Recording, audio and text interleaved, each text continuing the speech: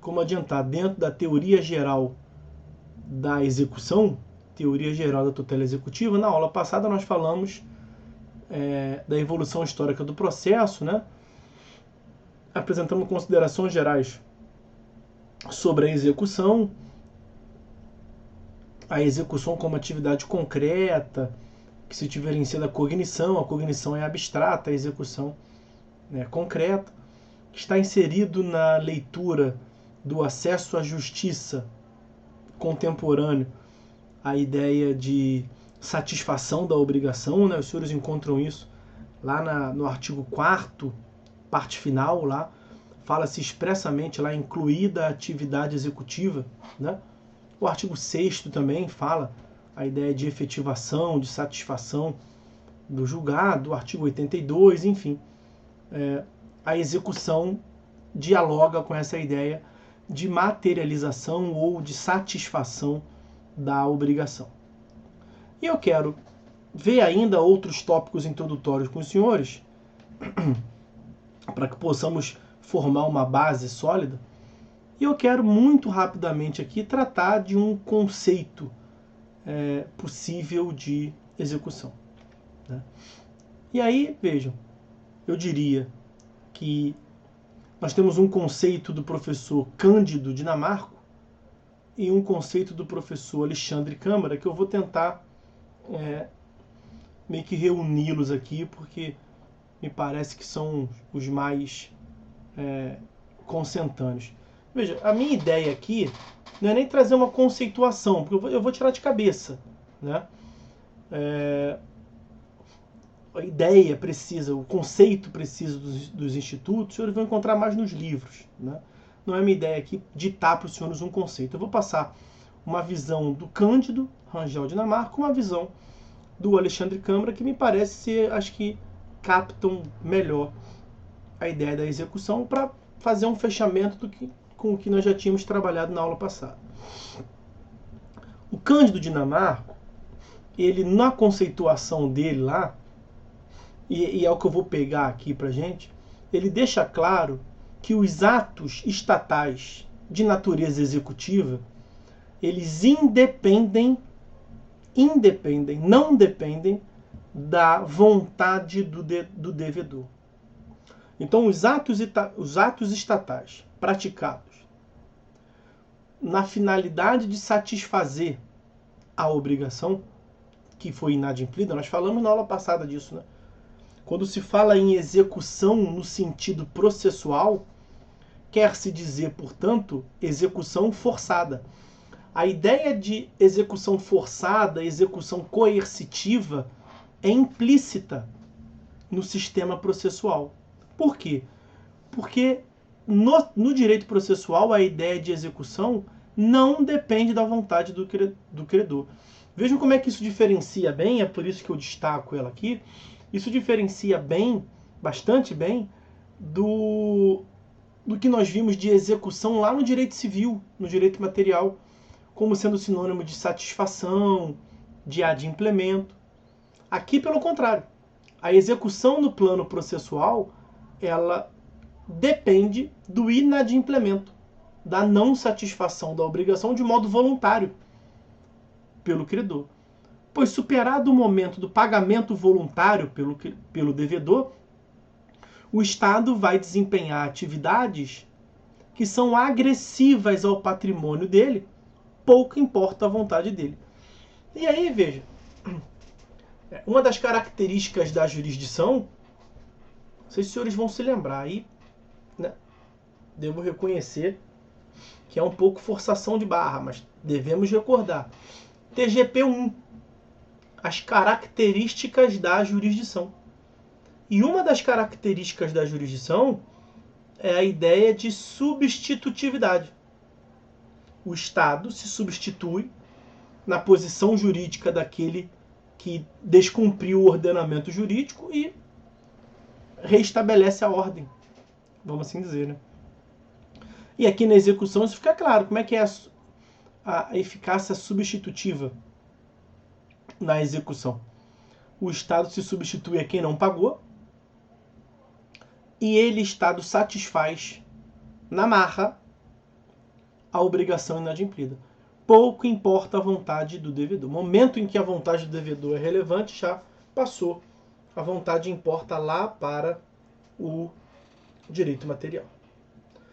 E um outro ponto, então, mais do que conceito, são as características centrais, né? Um outro ponto que tem tanto no conceito do Cândido Rangel Dinamarco, quanto no conceito do Alexandre Freitas Câmara, é a ideia de resultado prático equivalente, que é um conceito que é importante que os senhores dominem e saibam bem para fins de execução. Nem sempre é possível você obter propriamente a obrigação inadimplida. Isso fica ainda mais claro numa obrigação de fazer, por exemplo. Porque você não pode ter uma pena ou ter uma sanção, uma consequência jurídica que seja equivalente ao trabalho escravo, né? Então, se o devedor de uma obrigação de fazer, especialmente se for um fazer infungível, ele se recusa a cumprir, você não vai conseguir obter a satisfação da própria obrigação. Olha lá, imagina. Você celebrou um contrato com a produção do Caetano Veloso. Para numa certa festa, numa certa celebração, o Caetano Veloso cumprir o seu fazer, né? Cumprir sua arte, praticar sua arte, mediante remuneração, claro, celebrar um contrato. No dia aprazado, na data do evento, ele não comparece. Ou, aí seria um inadimplemento absoluto, né? Mas você pensa, faltando 10 dias, para melhorar o exemplo, faltando 10 dias para o show, você procura a administração, a produção, para confirmar, tá tudo bem, até agora vocês não procuraram para saber como é que é o lugar, e aí? Queria confirmar, viu com vocês como é que tá, não vai poder fazer não. Então ele avisou 10 dias antes que não ia fazer. Isso aqui é o cumprimento forçado do contrato. Já vendeu ingresso, já falou para todo mundo que ia ter o show do Caetano Veloso. Aí é claro que é uma obrigação infungível, né? Só o Caetano Veloso canta como o Caetano Veloso. Você não vai botar no Caetano Veloso, imagina que é do mesmo empresário, é da mesma produtora, sei lá, a Ludmilla. Nada contra a Ludmilla, mas não é Caetano Veloso. Então não tem como substituir, né? Aí você vai a juízo para forçar o Caetano Veloso a cantar. Será que o juiz pode mandar o Estado? Imagina, o oficial de justiça Mapatamo, o oficial de justiça acompanhado de força policial, pegar o Caetano Veloso e botar ele no palco para ele cantar na marra? Aí você não consegue, né? A obrigação de fazer é claro, isso fica muito claro. Você não consegue obter, às vezes você não consegue obter a própria obrigação. Você não consegue obter a satisfação da obrigação em si. Mas aí o que te resta, portanto, é buscar, por isso que eu comecei a falar, o que se chama de resultado prático equivalente. Sendo uma obrigação de fazer fungível, você vai pedir para um terceiro praticar às custas do devedor, que inadimpliu. Se for uma obrigação infungível, aí vai ter que converter em perdas e danos, né? Muito provavelmente o juiz tenta convencer entre aspas, né? Tenta forçar o cumprimento da obrigação em si, e quando não consegue, sobra desse resultado prático equivalente. O nome me parece muito já intuitivo, né? É um resultado prático que não é o mesmo, mas é um resultado prático equivalente. Então, quando você não consegue a satisfação da obrigação em si, você busca a tutela pelo resultado prático equivalente. Então, essas são as principais características dentro da ideia da concretude da execução que nós começamos a ver no encontro passado. E eu quero, para finalizar, eu gosto sempre do conceito, não sei se eu vou exprimir o conceito exatamente como está na obra, mas do professor Carnelucci, Francesco Carnelucci. Carnelucci é como se fala? Carnelucci. Ele dizia assim, execução é aquilo que faz com que o que deva ser, seja. Então a execução é essa atividade, é a tutela jurisdicional pela qual o Estado força por atos executivos constritivos que não dependem da vontade do devedor, portanto, a satisfação em si da obrigação, ou, não sendo ela possível, o resultado prático equivalente. E juntando essas ideias, você consegue chegar a um conceito, né? Execução, sei lá, eu diria assim, execução é a atividade por meio do qual o Estado, independentemente da vontade do devedor,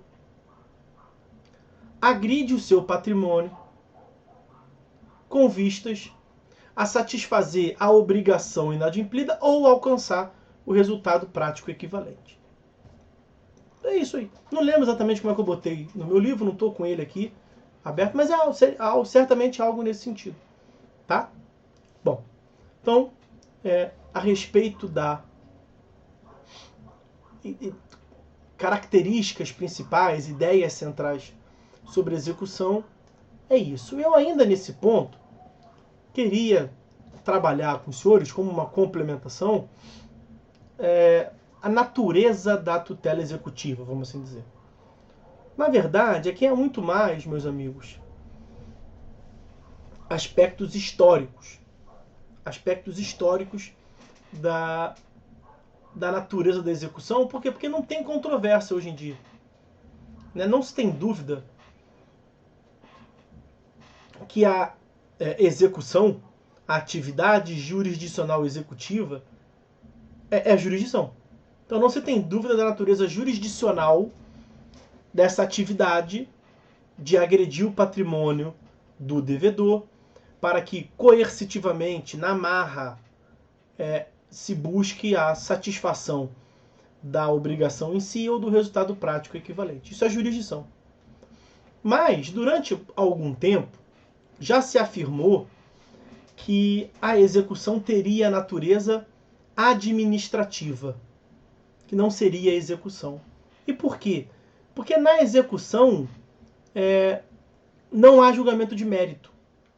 Não há julgamento do mérito do processo. Em regra, o mérito já foi julgado anteriormente. Então já tem o título executivo que representa a obrigação. Não haveria cognição, não haveria decisão propriamente dita para o juiz. O juiz agride o patrimônio para satisfazer a obrigação. E já viram nisso uma atividade meramente administrativa. Seria como que uma função atípica do Poder Judiciário. Seria uma função administrativa, executiva lato sensu, né, do Poder Executivo. Daí essa aproximação, inclusive. Seria uma atividade administrativa do Poder Judiciário. Hoje em dia, não se tem dúvida da função jurisdicional, mas é importante dizer para os senhores que tem projeto de lei no Senado, tramitando no Senado, para alterar o Código de Processo Civil, para incluir a possibilidade de atividades executivas extrajudiciais. Né? É como se fosse transformar o processo de execução em algumas obrigações em algo parecido com o que nós vimos, por exemplo, no inventário extrajudicial. Então, em algumas situações, alguns atos constritivos, como nós executivos, poderiam ser praticados de modo extrajudicial. E aí, vamos ver como é que vai se desenvolver, mas provavelmente o lobby, né, vai fazer com que essa atividade seja dos cartórios. Mas, inegavelmente, mesmo que seja delegada essa atribuição, é inegável que há uma função jurisdicional, pelas características da jurisdição.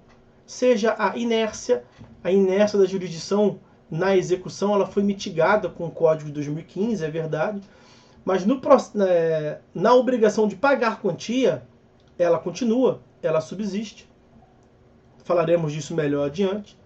A ideia de imperatividade do Estado, poder político do Estado, se faz presente ainda mais quando ele agride o patrimônio do devedor. Nós temos o atributo da substitutividade. Substitutividade que acabei de mencionar. Quando o Estado coercitivamente substitui a atividade do devedor para cumprir a obrigação. Ademais, uma das justificativas para que se afirmasse como administração ou função administrativa e não função jurisdicional, ela cai por terra também. Porque se afirmava como um dos motivos para que a execução fosse tida como função administrativa o fato de não ter cognição na execução. E, bom, em primeiro lugar, o fato de não ter cognição não pode ser algo para que se classifique a execução como jurisdição ou não. Porque a execução ela é justamente o oposto da cognição, como nós vimos. Então são duas atividades jurisdicionais distintas. Uma não desnatura a natureza da outra. E outra razão, ainda mais importante, é o fato de que há sim cognição no processo de execução, na fase executiva. O que nós vimos, eu mencionei isso com os senhores na aula passada, é que na fase de conhecimento, ou no processo de conhecimento, quando for o caso, o Estado exerce essencialmente cognição. Mas nós vimos que para satisfazer uma tutela de urgência, por exemplo, pode ser necessária uma execução. A prática de atos executivos em razão da urgência. Mesma coisa na execução. Na fase de execução ou no processo de execução, nós temos essencialmente a tutela executiva. Atos preparatórios da constrição ou a própria constrição judicial em si, para satisfazer a obrigação ou para alcançar um resultado prático equivalente. Mas nada impede que, incidentalmente à execução, nós tenhamos ali uma discussão de natureza cognitiva. E nós veremos aqui que tem. Um dos atos constritivos que se pode cogitar, uma das formas de se alcançar a satisfação da própria obrigação ou do resultado prático equivalente, é pela penhora de um bem. Então, nós veremos isso adiante no momento próprio, tá? Para a satisfação de uma obrigação, às vezes é necessário que você exproprie um bem. Leilão. Já deve ter ouvido falar em leilão judicial. Só que para você expropriar, você tem que primeiro penhorar. Então tem uma sequência, devido ao processo legal, né? Tem uma sequência de atos que você deve observar para que o Estado possa agredir o patrimônio do devedor. E logo um ato já de início importantíssimo é a penhora, da qual nós falaremos, teremos uma aula, mais de uma aula só para tratar de penhora. Só que nós temos, no próprio ordenamento jurídico, a previsão de alguns bens que são chamados impenhoráveis. Porque, como o nome já indica, eles não podem ser sujeitos à penhora. Eles não podem ser penhorados, não serão posteriormente expropriados. Então, a forma de garantir a não expropriação é não deixando que se penhore ele. Porque a penhora é um ato preparatório da expropriação. Pois bem, você imagina que num certo caso qualquer se proceda à penhora de um bem impenhorável. Será que o devedor, que teve um ato constritivo do Estado em desfavor de um patrimônio seu, pode alegar esta circunstância e provar que o bem é impenhorável, para com vistas dessa, para dando conhecimento ao juiz dessas circunstâncias, ele levantar a penhora, ele retirar a penhora do bem do devedor? Claro que é possível. E o que é isso senão cognição? Nós não vimos que cognição é a junção de elementos como a alegação e provas? Não vimos que cognição é a atividade intelectual do juiz, que é representada pela análise das alegações e provas apresentadas no processo para formar o seu convencimento? No processo civil 1 eu trato isso com os senhores. Pois a parte devedora, o executado, ele alegou ser o bem impenhorável. E ele provou ser o bem impenhorável. E com base nesses elementos, o juiz decidiu, retirando a penhora, levantando, deu razão ao executado. Qual é a natureza desse ato do juiz que volta atrás e levanta? Isso é cognição. Não é execução, é cognição. Então, na execução, nós podemos sim ter atividade cognitiva. Mas, preponderantemente, nós temos execução. E ainda que não tivesse atividade cognitiva, que não é verdade, O fato de ter só execução não retira também a natureza jurisdicional, porque todas as características da jurisdição estão presentes. Ok? Bom, então, sigamos. Próximo tópico que eu quero ver com os senhores é quanto às espécies de execução. Espécies de execução. Tradicionalmente, são duas espécies de execução, tá? Nós temos a execução por subrogação e a execução por coerção. Primeira delas, por subrogação. Os senhores devem se lembrar de subrogação lá do direito material, né? Do direito civil. Subrogação pode ser substituído, não, pode ser trocado pelo termo substituição. Então, subroga-se, você substitui, né? Você muda de posição. O que é a execução por subrogação? É a atividade executiva clássica do Estado. É quando o Estado se substitui a posição do devedor e ele mesmo, o Estado, independentemente da vontade do devedor, ele, Estado, cumpre a obrigação. Então, a obrigação de pagar 10 mil reais, que o réu não cumpriu. O juiz agride o patrimônio do réu, tira 10 mil reais de lá e entrega ao credor. É tipo assim, não vai fazer não? Então agora faço eu. Faço eu e vai ser pior para você. Não adianta você deixar de pagar, então, perante o Estado juiz. Porque se você não fizer, e às vezes a lei te dá até benefício você fazendo, se você não fizer, eu, o Estado, vou fazer, porque quem manda nessa bagaça sou eu. A ideia é essa, né? Poder político do Estado. Eu vou agredir teu patrimônio na marra, e muitas das vezes, por meio desse ato de agressão do seu patrimônio, você pode sair no prejuízo, mas eu estou um pouco me lixando para isso. Eu vou agredir o seu patrimônio e vou satisfazer a obrigação do credor. Porque uma das formas de fazer justiça é entregar para o credor aquilo que ele tem direito. E a tutela jurisdicional tem que ser efetiva nesse sentido. Pois bem, essa é a forma clássica de se chegar à execução. Como sempre foi a execução. Continua sendo. Continuamos tendo essa sistemática da execução. Esse exemplo que eu lhes dei ainda agora, que o Estado agride o patrimônio pela penhora, pela expropriação do bem, isso é satisfação por subrogação. O Estado agride o patrimônio do devedor, retira de lá o bem, entrega diretamente para o credor, ou retira o bem do patrimônio do devedor, aliena para um terceiro, com o produto remanescente dessa alienação, entrega esse dinheiro para o credor. O Estado faz isso, independentemente da vontade do devedor. Essa, como eu disse, é a forma clássica. Só que o Estado percebeu que ele é lento demais, né? Ele é lento demais. Por quê? Porque ele tem que seguir uma série de burocracia, uma série de formalidade. E que era processo demais para efetividade menos, vamos assim dizer. Para uma possibilidade do Estado satisfazer as obrigações de menos. Ele não conseguia dar conta. Então o que se bolou?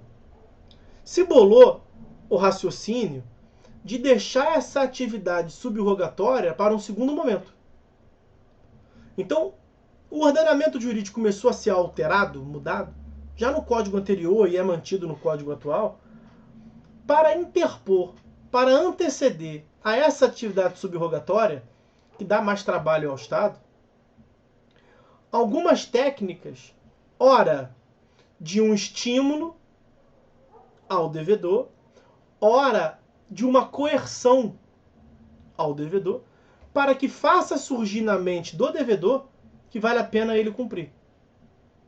Ou seja, para dar menos trabalho ao Estado juiz, para que o Estado juiz não tenha que mover tanto as suas correntes, e por meio de um agente do Estado agredir ele, Estado, patrimônio do devedor, se cogitou da possibilidade de alterar o ordenamento jurídico e estabelecer, de um lado, uma ameaça para piorar a situação do devedor.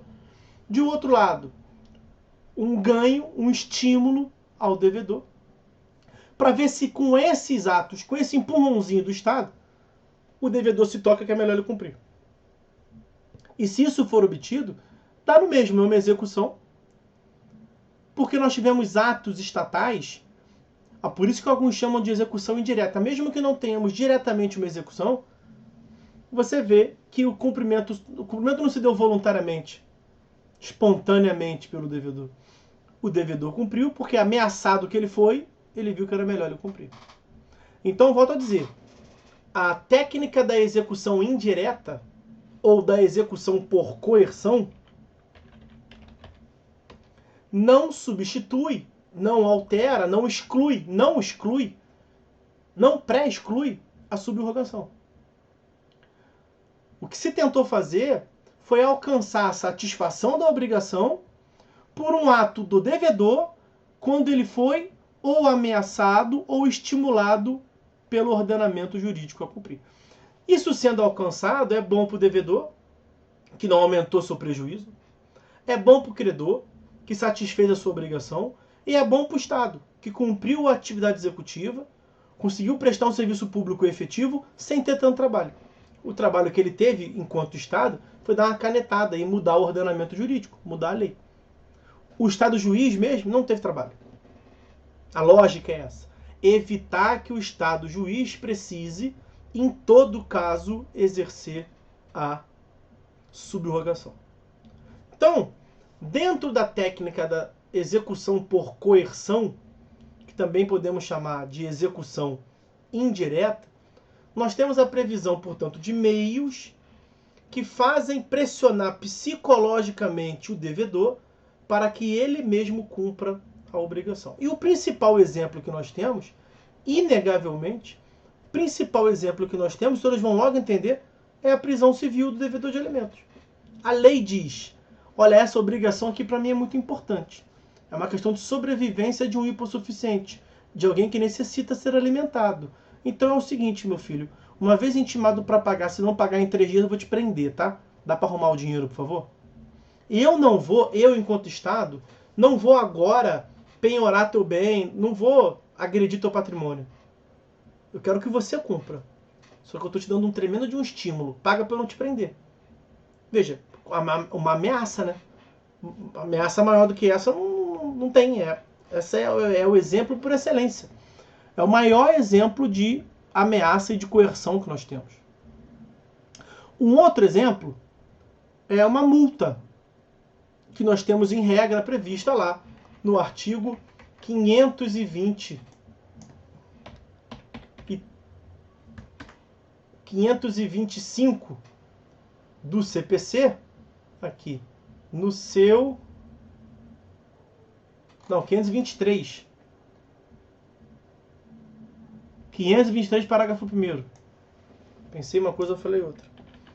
525 é da defesa. 523, parágrafo 1º. Não ocorrendo o pagamento voluntário no prazo do caput, então, voluntariedade acabou.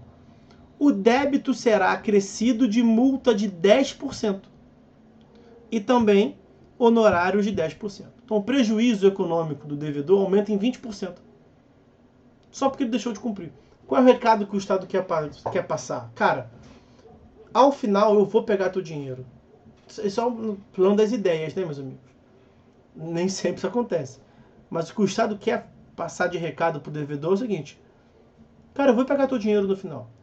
Se eu tiver que me movimentar para exercer uma atividade subrogatória, eu vou pegar o principal mais 20%.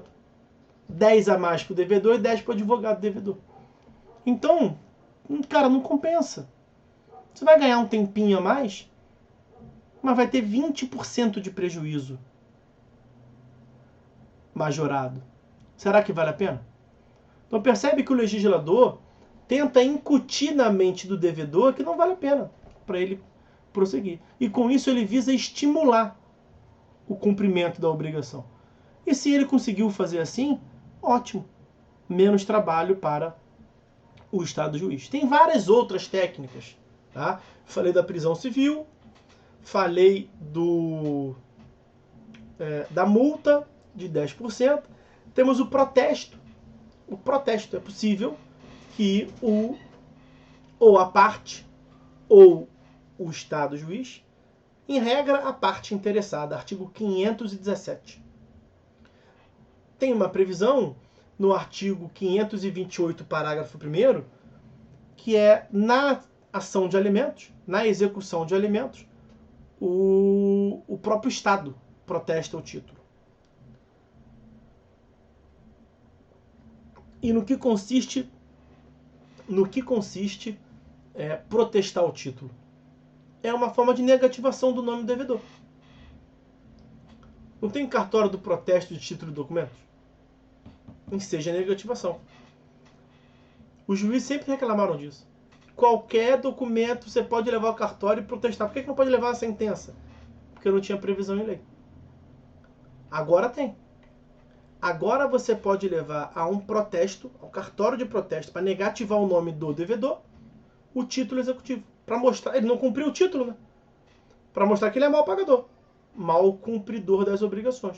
E aí restringe o crédito dele. Porque não é incomum o cara não te pagar e viajar para tudo quanto é lugar.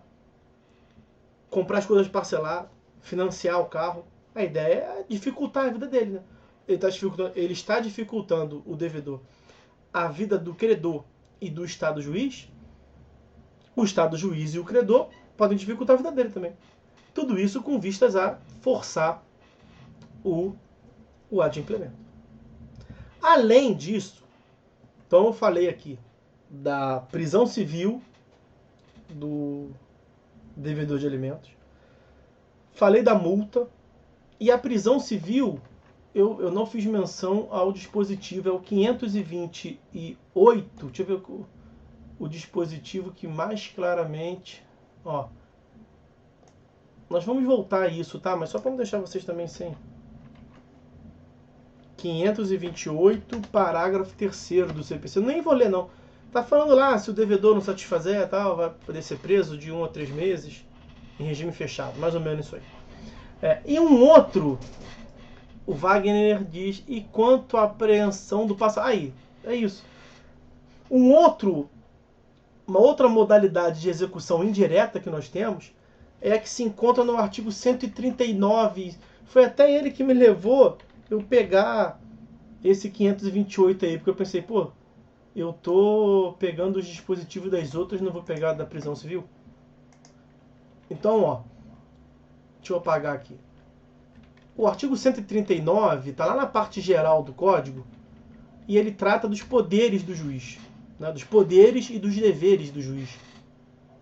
E está previsto lá, portanto, que o juiz vai dirigir o processo conforme o Código determina, sendo de sua incumbência, incumbindo-lhe. Então é uma incumbência do juiz, é um dever do juiz. E esse dever se dá para qual finalidade? Para que ele possa bem cumprir a função jurisdicional. Por isso que se fala em sede doutrinária que é poder-dever. Não existe um poder desassociado de um dever. Então são poderes e deveres. Inciso 4º, o juiz pode determinar todas as medidas indutivas, coercitivas, mandamentais ou subrogatórias necessárias para assegurar o cumprimento de ordem judicial, inclusive nas ações que tenham por objeto prestação pecuniária. Então veja que o juiz pode determinar, isso é uma cláusula geral, ele não estabelece uma medida ou outra.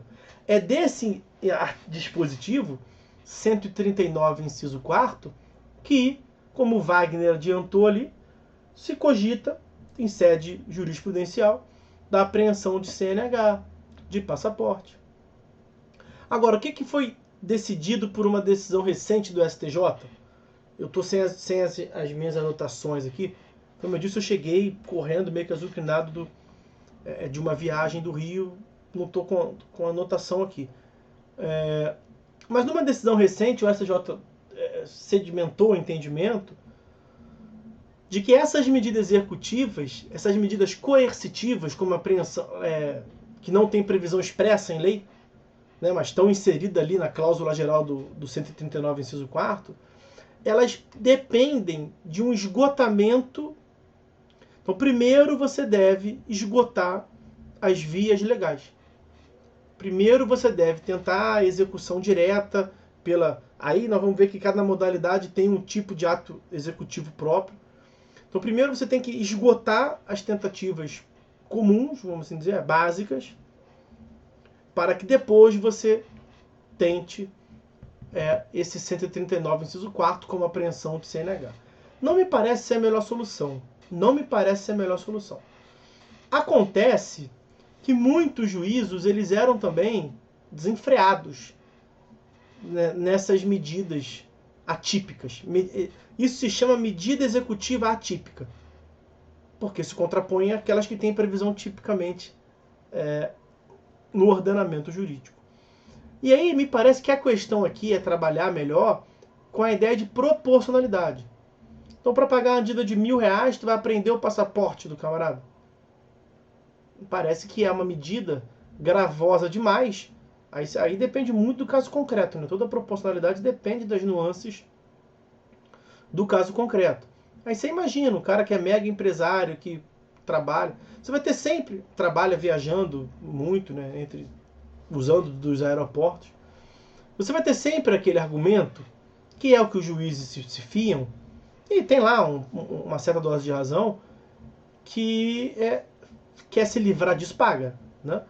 Que justamente essa cláusula geral trouxe a possibilidade do juiz conseguir ameaçar com maior efetividade o devedor.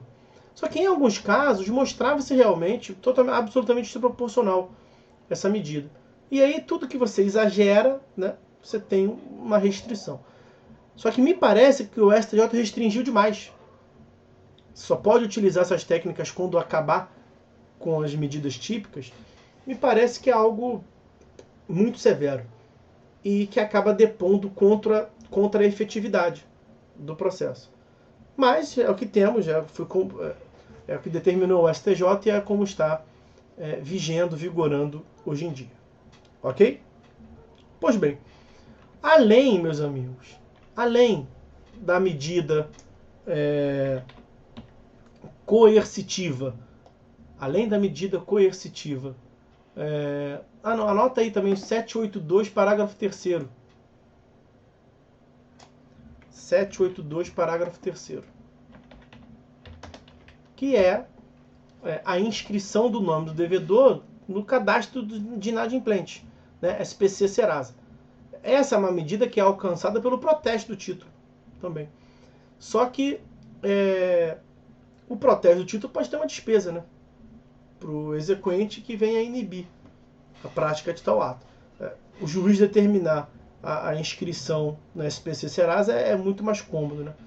Aí é uma questão do caso concreto. Já teve uma decisão do STJ, ou seja, já se tentou diminuir o alcance desse dispositivo, 782, parágrafo 3º, afirmando que ele somente teria lugar quando não fosse possível ao próprio exequente, a própria parte, por sua própria prática, pelos seus próprios atos, determinar a inclusão. Nesse caso aqui, o STJ foi mais efetivo. Ele disse que não, que o juiz não precisa... Ou seja, não haveria falta de interesse de agir se a parte não tivesse tentado primeiro inscrever e não tivesse conseguido, para depois o juiz determinar essa inscrição. Aqui o STJ foi mais efetivo e determinou, o juiz reputando necessário, ele pode determinar a inscrição.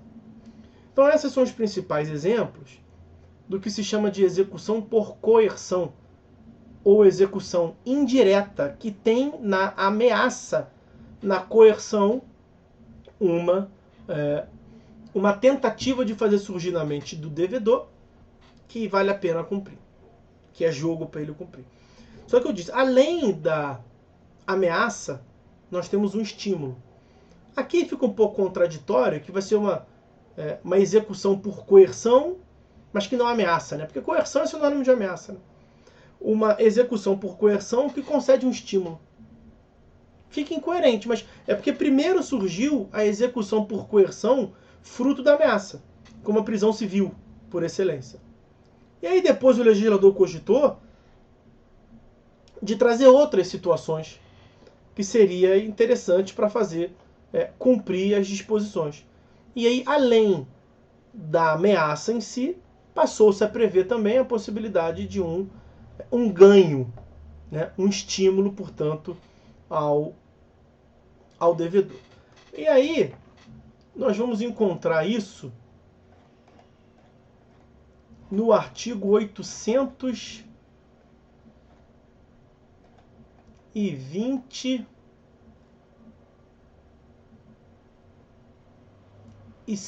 parágrafo 1º. 827, parágrafo 1º.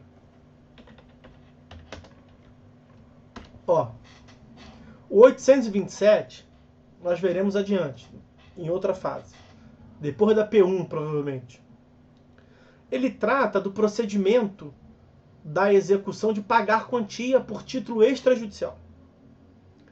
Então, um processo autônomo de execução, pensa um cheque. Cheque. Satisfação de um cheque é pagamento de quantia. E aí a lei prevê o prazo de 3 dias. Citado o devedor, citado o executado, ele tem 3 dias para cumprir. Se nesses 3 dias ele pagar, no caso de integrar o pagamento no prazo de 3 dias, o valor dos honorários advocatícios será reduzido pela metade. Reduzido pela metade. Porque esse próprio dispositivo prevê que o juiz fixa honorários em 10%. Mas se pagar em 3 dias, vai pagar só 5% de honorários. Você pode pensar, mas é um estímulo baixo, né, professor?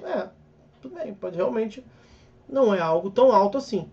Mas você vai ganhar alguma coisa. Porque se você não pagar nos 3 dias, do 4º dia em diante, você vai ter aquele 5% a mais incidindo. Eu digo 5% porque a regra é que os honorários sejam estabelecidos em 10%. Como a lei fala metade de 10 é 5%. E se for uma causa milionária, pode ser que não compense. Veja, aqui a lei não está te ameaçando que vai te aplicar uma multa, que vai piorar a sua situação jurídica. Não, está dizendo, se você não pagar, é o principal mais 10%. Mas se você pagar, é o principal mais 5%. Logo a passo só tem a ganhar, pagando. Mas a lógica é a mesma. Fazer surgir na mente do devedor a ideia de que é mais produtivo pagar. Economicamente é melhor para ela pagar. Nós temos um outro exemplo. Aí não sei se vale a pena eu ir lá correr para pegar o dispositivo. Na ação monitória, os senhores já ouviram falar da ação monitória lá